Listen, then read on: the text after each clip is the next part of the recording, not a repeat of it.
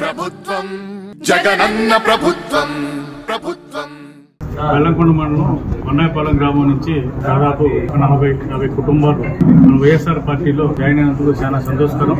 YS Jaganmohan Reddy గారి సంక్షేమ కార్యక్రమాలు మరి అభివృద్ధి, గ్రామం అభివృద్ధి గాని అన్ని చూసి వాళ్ళు వైఎస్ఆర్ పార్టీలోకి రావడం జరిగింది. నిజంగా చాలా శుభపరిణామం.